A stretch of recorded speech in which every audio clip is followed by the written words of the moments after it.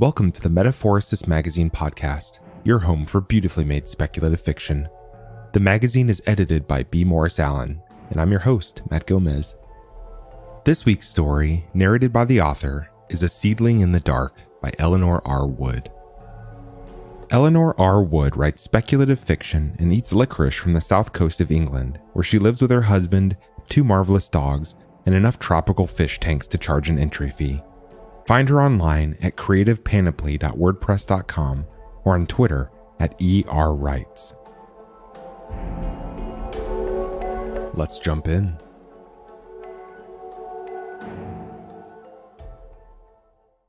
He pined for the sky first. It was a constant he had always taken for granted, even when stargazing on crisp winter nights with his dad. But he soon missed the ground more. The cool scent of earth, the lush green of grass and clover that concealed an entire world of wonders. He'd spent countless hours on his belly in the meadow, watching beetles and ants and grasshoppers going about their lives in their towering forest home. Spindly harvest spiders, ladybirds and snails. He missed them all with a terrible yearning. The toads would be spawning in the pond about now, long threads of jellied beads left in the wake of their orgies, to be collected and grown into tadpoles on windowsill jars. He wondered if he would ever see a tadpole again. "When can I go outside?" he'd asked his mum on the 3rd day. She had taken his hand and looked into his eyes. "Darling, we can't go outside. Not for a long, long time." "But why? There haven't been any explosions for days." "We've been through this, Jeremy. The explosions have filled the air with germs. It will be too dangerous for years. We're safe down here, but we have to stay here until it's safe up there." "But what about all the animals? Won't the germs make them poorly?" "I don't know, love. But nature always finds a way, you know that." She hadn't answered any more of his questions, and he'd sat on the sofa in the tiny living area thinking about them on his own while she warmed tinned pasta for dinner. As the long days crawled past, he began to realise how caged bears felt at the zoo. All their pacing, with no trees to rub against or leaf mould to dig through for grubs. He wanted dead leaves under his feet, and trees to look for birds' nests in, and badger sets to wait outside until it got dark and they woke up and nosed their way into the world. He tried to pretend he was a badger and the bunker was his set, but it was no good. Sets had tunnels that led to fresh air and forest and sky. The bunker had a door that led to a metal ladder that led to another door, sealed and bolted and windowless. He wasn't even allowed outside the first door, never mind that one. "Why don't you play a board game with Charlotte?" Dad interrupted his misery. "I'm fed up with board games." It had been weeks. They'd played every game in the bunker 6 times. "Don't be daft, you love them. Come on, I'll play too. What do you fancy?" "I don't care." He knew he was sulking, but he didn't care about that either. "All right, we'll let Charlotte choose." He called her in from the bedroom Jeremy and Charlotte shared. It had barely enough room for 2 beds and David's cage. Charlotte chose Hungry Hungry Hippos, which was stupid and noisy and nothing like real hippos. Jeremy played anyway, because there was nothing else to do, and he kept imagining the toads trying to spawn but dying from the germs instead, and it made him feel like the whole world was ending and nothing would ever be alive and free again. He and his hippo gobbled up dozens of plastic marbles until Mum said it was time to get ready for bed. He put fresh water in David's bowl and covered his cage with its nighttime cloth. The cockatiel chirped at him and settled down. To David, the world was exactly the same as always, only with a different view. Jeremy envied him. They did school around the dining table every day. Sometimes David was allowed to perch on Jeremy's shoulder. Charlotte was learning her numbers and letters. Jeremy was learning about volcanoes. There was a chapter on fossils coming up and he couldn't wait to get to that. "If all the animals die, will they turn into fossils?" he asked Dad. "I expect some of them will, but it takes an awfully long time." "I know, hundreds of thousands of years." But still, the idea of a paleontologist in the future finding fossilised mice and stoats and blackbirds made him feel a little better about their probable deaths. Maybe they'd draw impressions of blackbirds with scarlet plumage, or mice with long fur.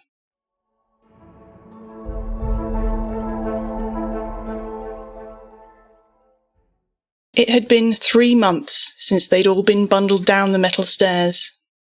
3 months since Dad sealed the top door with a hiss. 3 months since Jeremy had seen a beetle or a spider at the centre of her intricate web. But at least he'd seen a living bird every day. He'd had David to feed and clean out and draw in intricate coloured pencil lines. And now even that was gone.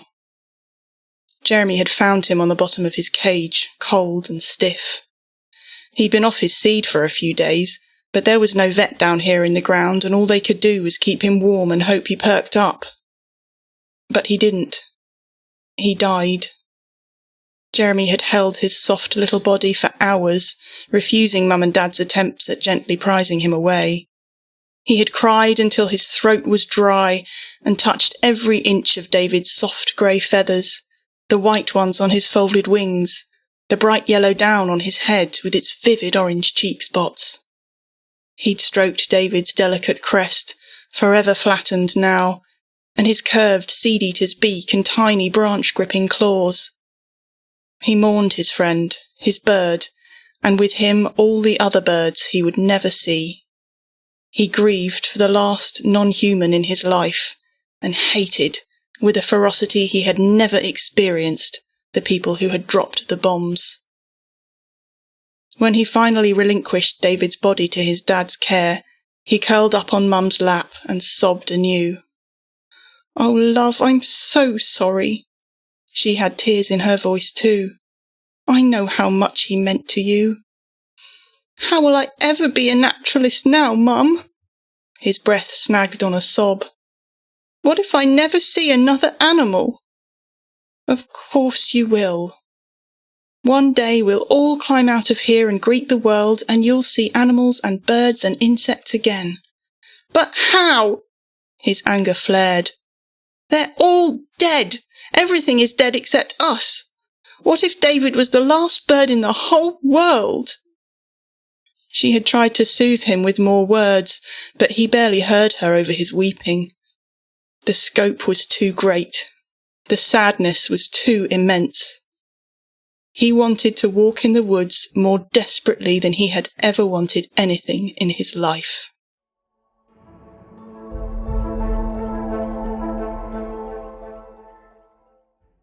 They had art class with Dad once a week.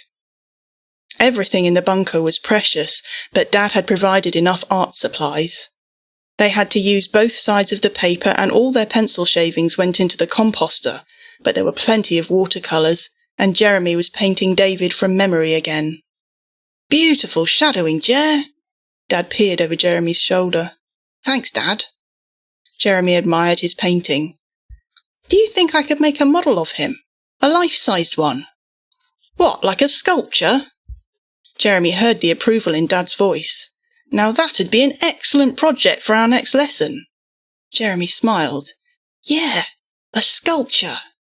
"Fancy that, Charlotte?" Dad asked. "Like Play-Doh?" "I'm sure we can get Play-Doh in on the action."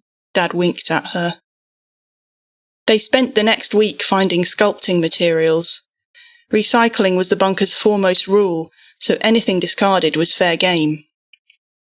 Jeremy's first David sculpture was a wire coat-hanger frame coated in papier-mâché. It wasn't very good.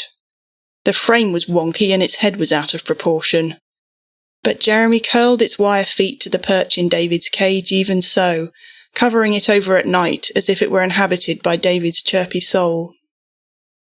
Looking for new materials became Jeremy's obsession. He was allowed to experiment with heating old tins into malleable form.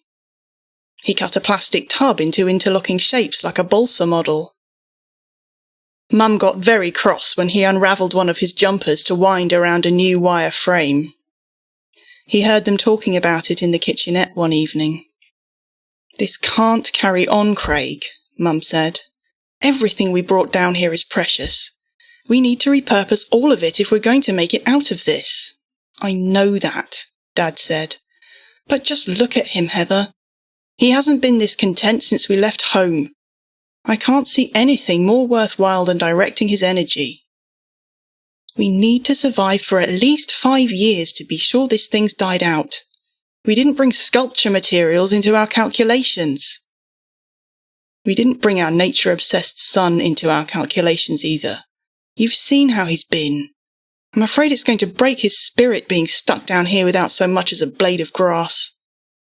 Maybe it's time to show him." There was silence. "You know how I feel about that," Mum said at last. "We put it there for a reason." Dad's voice was soft. "Yes, and that wasn't to give our son false hope." Jeremy had no idea what they were talking about, and if he dared ask, they'd know he'd been listening. So he boxed up his curiosity and shelved it at the back of his mind. For now.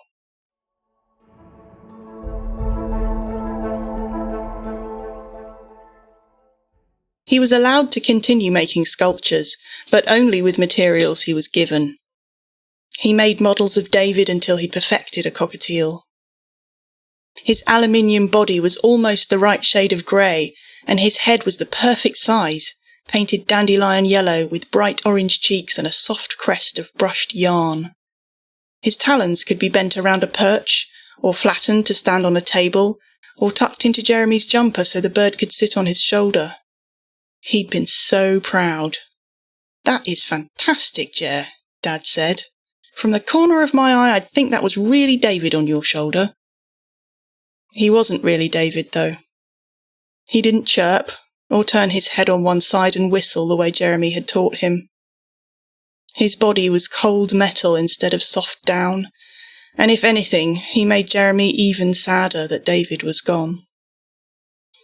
He awoke one night from a dream he couldn't remember, a dream filled with loss and grief.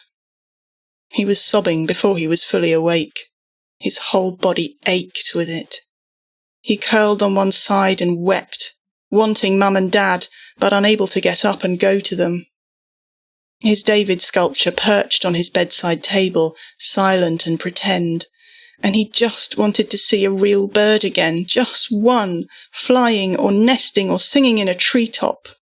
His head throbbed, his pillow was sodden, his body was racked with it. And then Dad was there, gathering Jeremy in his arms, holding him tight, Mum just behind, reaching a hand to his back. "It's a dream, Jer, it's just a dream, mate. You're safe, you're all right." Dad rocked him in strong arms and soaked up Jeremy's tears with his nightshirt. "I wish it was a dream," Jeremy hiccuped. "But it's not.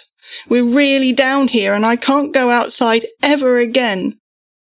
Charlotte was awake now and she was crying too. Mum went to her.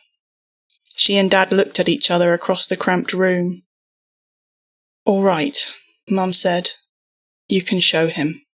"Show me what?" Jeremy's breath hitched as he tried to stop the flow of tears. "Come with me," Dad said, and took his hand.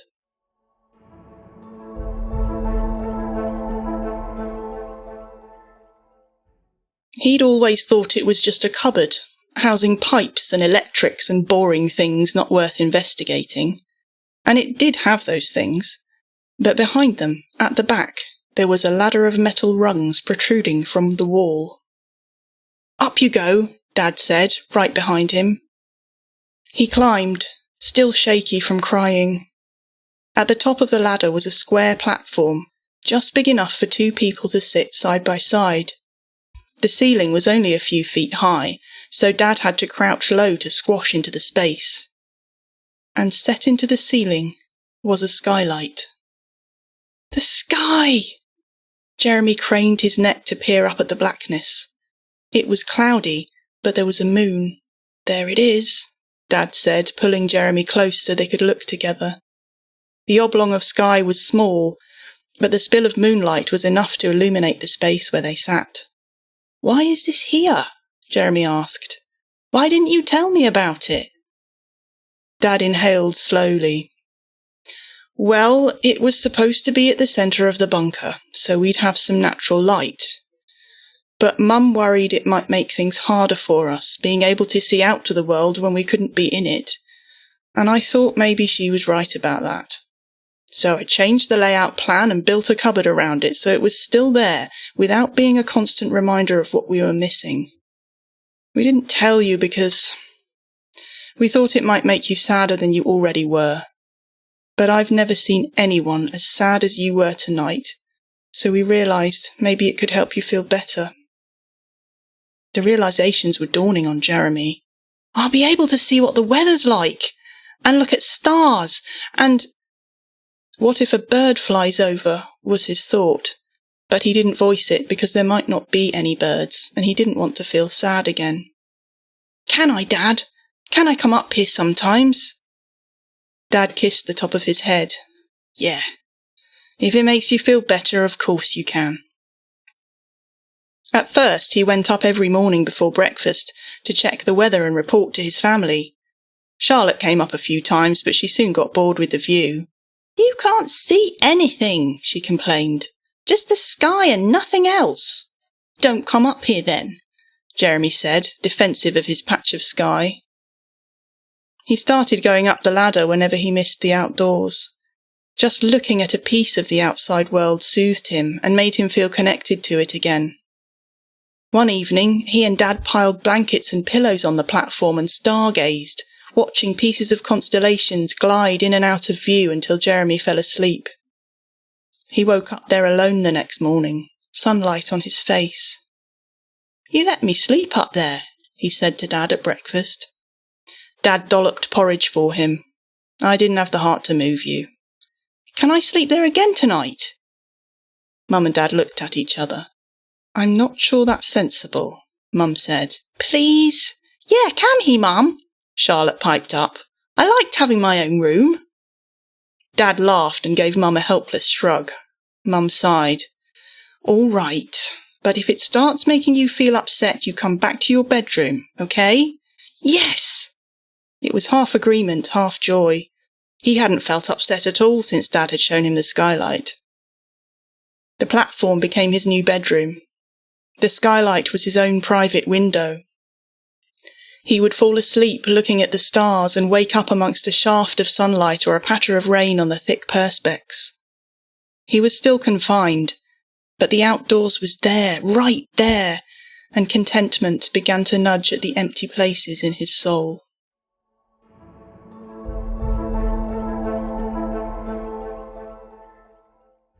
It had been a year since they stumbled underground and closed the world off. A year of cramped space and brittle emotion. A year without the breeze on their faces or new grass between their toes. A year without a single insect or stream minnow or trill of birdsong. Jeremy's hours of gazing through the skylight had shown him that the earth still turned on its axis, that the moon still accompanied them on their journey through space, that the seasons still brought rain and sun and snow that hid the sky until a thaw. He'd watched grass grow at the edges of his view, reaching tall and turning to seed and then dying back again. He'd seen leaves scutter across the skylight and frost form branching patterns and clouds of all varieties. But he'd seen no signs of animal life.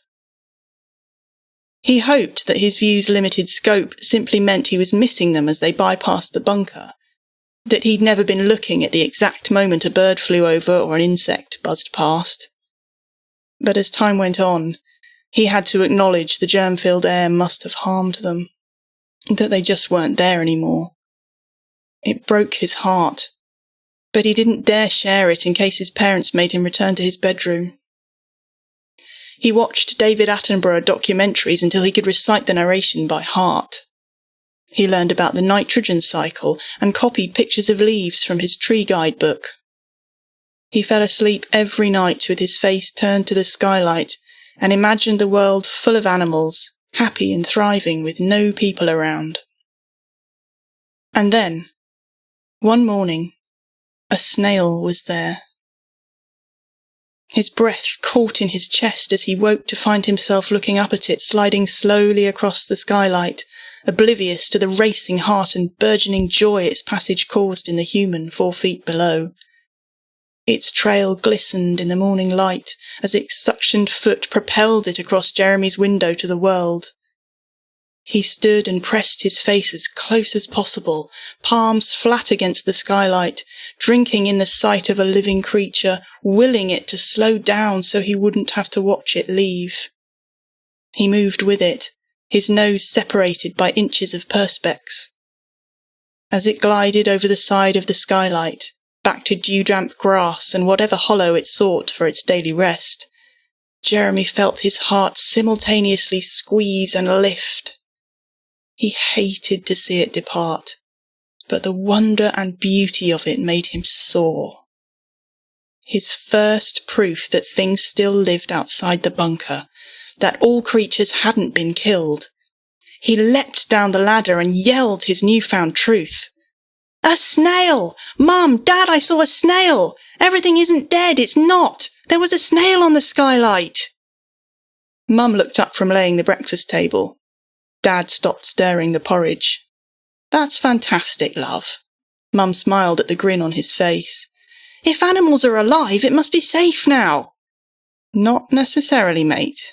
Dad's tone was cautious. "It's great news, but one snail doesn't make it safe for us." "But maybe it's the beginning of it being safe," Jeremy said. "If a snail's alive, other things must be too."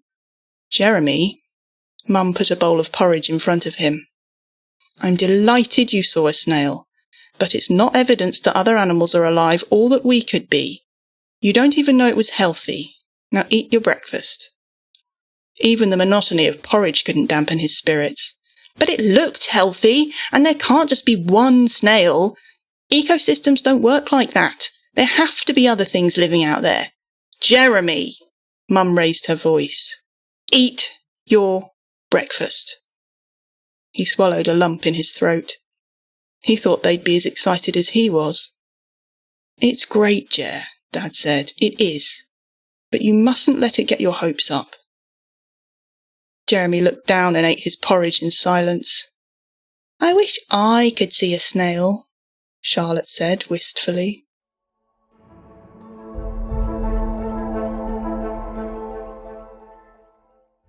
Dad was an engineer. Mum was a mathematician. What did they know about nature? Jeremy knew life forms couldn't exist on their own. He just needed more proof, and then they'd listen to him and maybe realise there was no need to stay stuck down here. It could be his first great discovery, that the poisoned world wasn't poison anymore. He didn't tell them.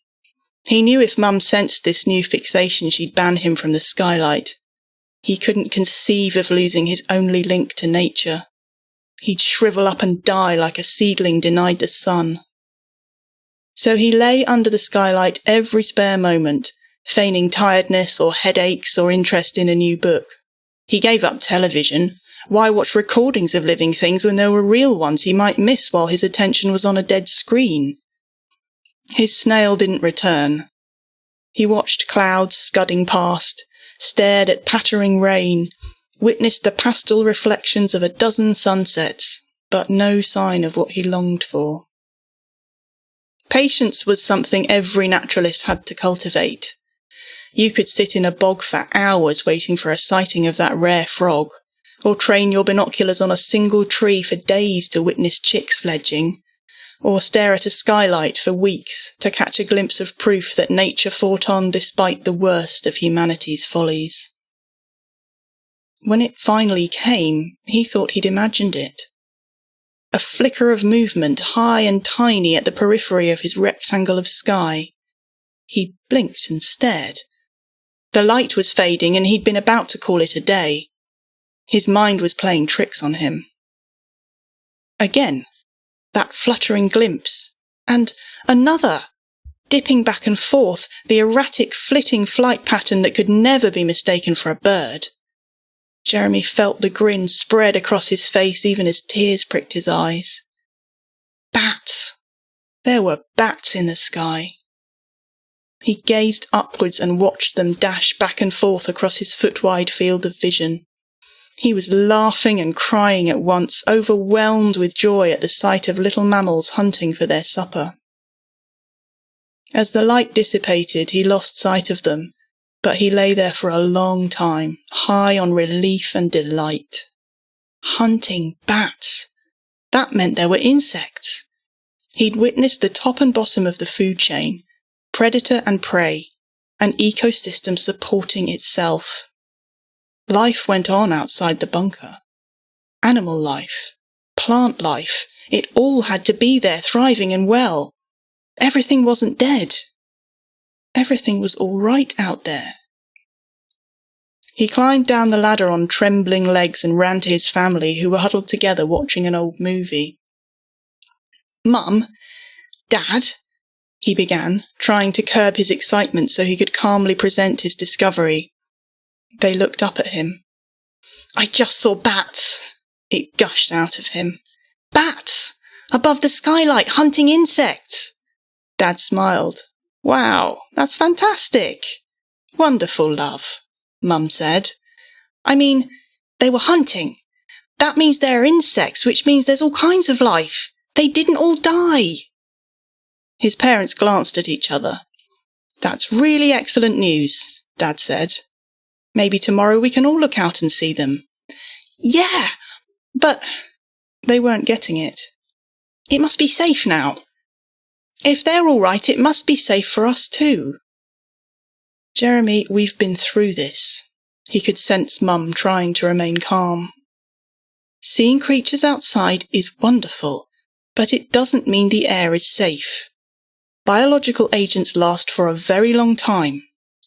"There's a whole ecosystem out there, Mum!" His own calm was fleeing and he was powerless to hold on to it. "I know there is. And if they're thriving, why wouldn't we?" Dad stood up and put his arms around Jeremy. Jeremy shrugged away. "You're not listening!" "No, you're not listening," Mum said. "The only way we're going to get through this is if we all accept the facts. The bacteria might not harm animals, but they will harm us. We all want to get out of here, Jeremy. We all miss nature. But it is not safe. It won't be for a long time. And I think..." She closed her eyes and took a deep breath. "I think it's time to go back to your bedroom." Dad made a pleading gesture. "No, Craig. Enough is enough. This isn't doing any of us any good. No more skylight." "No! No, you can't!" The lurch in Jeremy's chest propelled him forward. "Mum, please! I won't look for any more wildlife, I promise!" "Enough, Jeremy! I've had enough. We all have." She went to the cupboard and up the ladder. Jeremy tried to follow, but Dad held him back with a firm but gentle arm around his chest. "I'm sorry, mate. Mum's right. We need to be together to get through this. You can't keep living half out there, breaking your heart and ours." "No, Dad," he sobbed. "Please, I need it." Dad just held him tightly while Mum dragged his bedding and notebooks and David's sculpture out of the cupboard and into Charlotte's bedroom. "Why does he have to come back in here?" his sister whined, following her mother. "Because he does, Charlotte." Dad bent his head to Jeremy's and hugged him. The tears drenched Jeremy's face.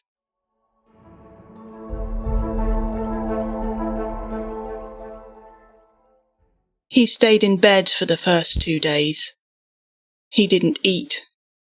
He couldn't bear the thought of being shut back in this underground box with no windows. Especially now he knew there was wildlife out there.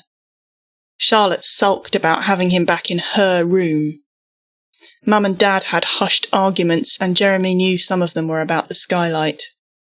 When he emerged, finally, with a touch of appetite, everyone tried to pretend nothing had happened.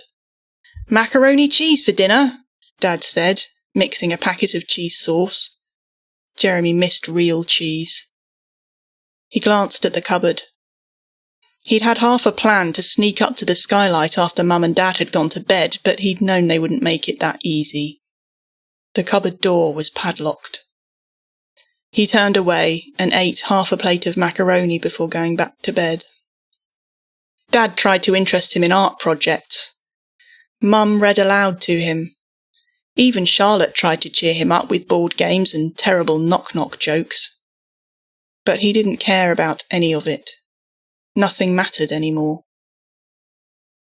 Anger slowly replaced his sadness, and with it came a flash of rebellion he'd never imagined. He lay awake one night and hatched a foolish plan. He knew it was foolish, and he didn't care. He just wanted to show them they couldn't keep him from nature. The cupboard door was locked, but Jeremy knew where Dad hid his keys. The secret nook was inside a kitchen cabinet, behind tins of beans. He'd unlock the cupboard, barricade it from the other side, return to his skylight, and there'd be nothing they could do about it. He'd even sneak a stash of food from the pantry. He knew it was an unsustainable protest, but what could they do? They'd already taken away the only thing he cared about. There weren't any punishments worse than that. He lay still and listened. The bunker was silent. Mum and Dad had gone to bed. Charlotte's soft breathing told him she was asleep. He tiptoed into the kitchenette. In the dim nightlight glow, he retrieved the keys from their hidden nook, grasping them so they wouldn't jangle. There were only a few on the keyring. There weren't many doors in the bunker. The padlock key was the smallest. He was on the verge of sliding it into the lock when it dawned on him what he was holding. One of these keys opened the main door. The door which led to the ladder, which led to the outside door, which led to the world. He wondered why the existence of this key had never occurred to him. He knew which one it was. It was bigger than the others. He looked at the door, 10 paces away beside the kitchenette. The door he'd only been through once. You can't. But he could. All he had to do was open it. And then what? Then he'd be able to climb up to the outside door. There was a lever to unseal it. He could go outside, come back before anyone woke up. He could prove to them that they were wrong, that nothing would happen to them if they came out. Whatever they said, humans were animals, and animals were surviving out there. The bats and the snail were his proof. He would be theirs. He'd made up his mind before he even realised it, before his conscience could protest again. He was at the main door, all thoughts of the skylight forgotten, and the big key slid in smoothly and turned with a soft click, as though the lock had been waiting all this time for him to open it. He glanced over his shoulder, afraid someone had heard, but the bunker slept on. He opened the door. The dusky light barely illuminated the short passage and steep steps, but he didn't dare leave the inner door open in case Mum or Dad got up. Later he'd tell them he'd been outside and they could all reunite with nature, but now was just for him. He was a few steps away from the outdoors, from fresh air and wild things for the first time in a year and a half. He didn't fear it. He knew he wouldn't drop dead from bacteria.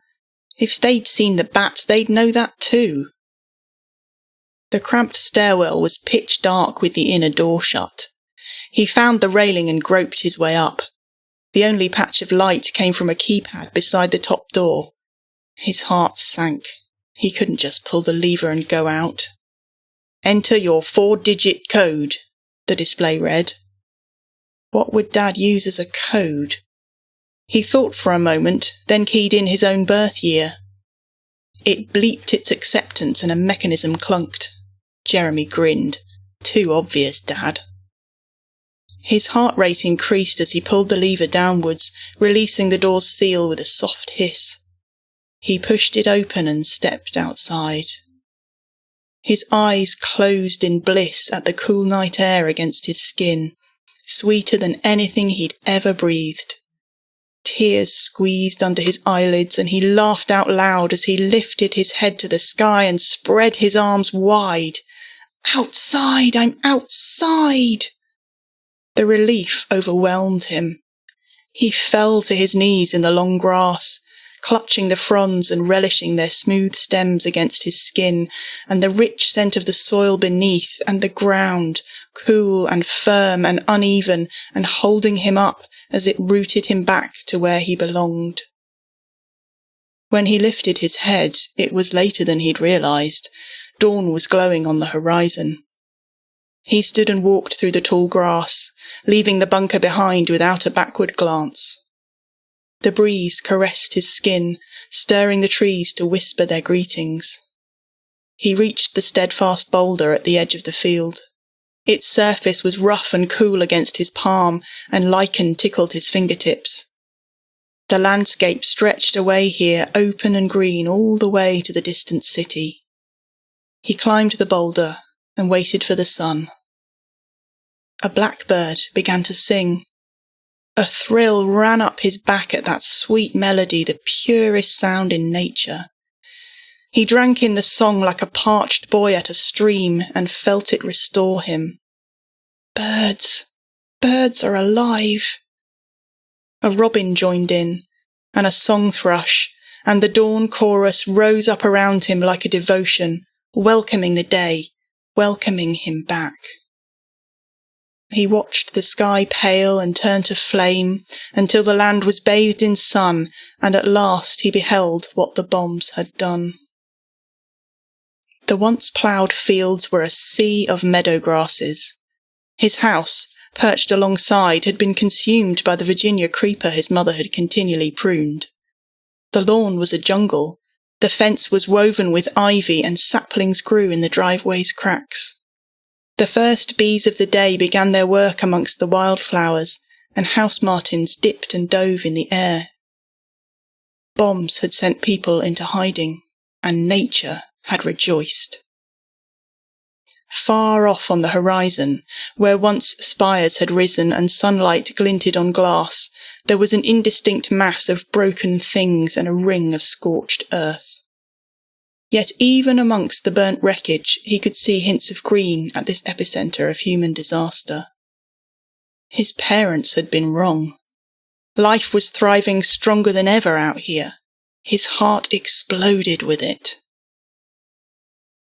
He had no notion of time passing as he revelled in creatures living and flowers opening.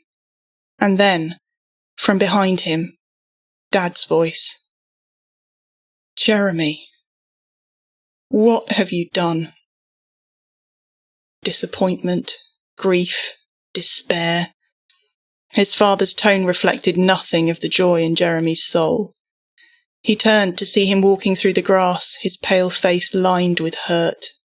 "Dad," he smiled. "Look, it's safe out here. I told you it was." "No, Jeremy, no, it's not." There were tears in Dad's eyes. "There are deadly germs out here. We told you that. But look at the wildlife." Dad's arms dropped at his sides. "You don't understand, Jer, and it's our fault. We should have explained it to you properly. Wildlife is here, yes, and it's glorious. But humans can't be. No one knew if the biological agent would harm other species. It's wonderful that they don't appear to be affected. But for people, everything out here is contaminated." Jeremy's protest died in his throat. He couldn't believe it. But Dad's face, he looked lost, broken. Tendrils of fear crept around Jeremy's heart. "Then we have to go back inside?" he asked. Dad clenched his jaw. "No. We can't go back inside. We're contaminated too now, you and me." Jeremy noticed a pair of rucksacks on the ground outside the bunker. "We can't go back in without putting Mum and Charlotte in danger. They mustn't be exposed." "But they can't stay down there on their own." "They have to. And the two of us, we have to get moving. Our best chance is to get as far from the biological radius as possible. If we're lucky, and if there are any doctors still alive who figured out treatments, we might be okay. The foundation of Jeremy's world buckled under him. No, we can't leave them, Dad! Dad pressed thumb and forefinger to his eyes to push away tears. We don't have a choice, mate. Jeremy slid down off the boulder and ran towards the door he'd been so desperate to exit. Dad caught him with one arm and reeled him in tight. Let me go! I need to tell Mum I'm sorry! You can't. They have to stay safe. Why did you come out then? Why, if it's dangerous? He twisted to face Dad. For you. I came out for you, Jer. Jeremy felt the weight of his mistake like a mountain about to crush him. And now we need to go. Dad went to the rucksacks and shouldered one. He handed the other to Jeremy. Poking out of the top was his David sculpture. Jeremy stared at it, numb and bewildered. Dad stopped beside the skylight. Jeremy's window was just a strange hump in the grass from out here. Dad beckoned to him, seemingly unable to speak. Jeremy came reluctantly and looked down into his haven, the tiny space that had instilled in him so much hope. Mum and Charlotte's faces looked up at him, tears in both their eyes. Mum reached a hand to the perspex and Jeremy knelt, sobs erupting from nowhere, and pressed his face to the skylight, still inches from theirs. I love you, Mum mouthed to both of them. Charlotte clung to her, weeping. Dad inhaled a ragged breath and tugged Jeremy's shoulder. Come on, we've got to move. Jeremy peeled himself away, sick with regret. Dad was already on his way to the lane beside the house, wiping his face on one sleeve. Jeremy watched him for a moment, frozen, and then took David from his rucksack. He stroked the soft crest and then placed the memento of his beloved bird in the grass beside the bunker door. To stand guard? As grave marker for his first loss? He didn't know.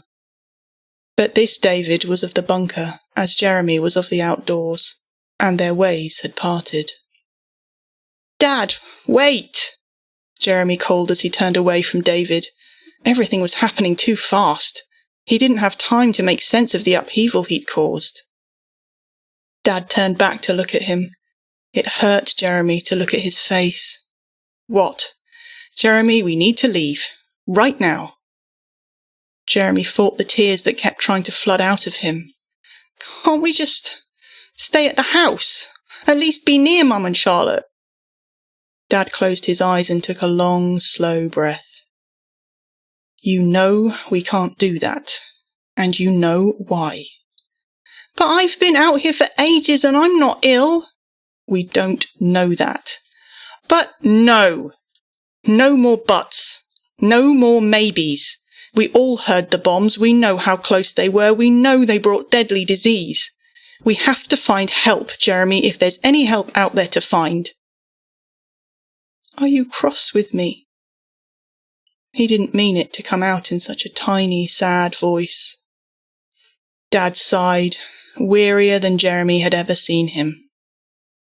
There wouldn't be any point in that, would there? He reached out his arm. Jeremy ran to him and clutched him hard. Come on. Dad's voice was softer now. He rubbed Jeremy's back. The sooner we're away, the better our chances. Jeremy wiped his eyes and held onto his dad's hand like a little boy. They left the bunker. They left the house. They began their long walk, and Jeremy knew, as his dad knew, that it might not save them. The long rotted bodies they passed, in cars, in front gardens, were proof of the danger Jeremy had exposed them to. He squeezed his eyes shut at these confirmations of death's brutal reign. But despite his loss, his fear, their terrible uncertainty, Jeremy's heart was soothed. For the hedgerows they passed were wild and teeming with life, and birds sang their summer songs of fertility and survival. That was A Seedling in the Dark by Eleanor R. Wood. Thanks for listening. If you enjoyed this episode, we'd love if you'd leave us a 5-star review on Apple Podcasts, or better yet, share the magazine and podcast with a friend. If you'd like to listen to more speculative fiction, visit us online at magazine.metaphorosis.com or on Twitter at metaphorosismag.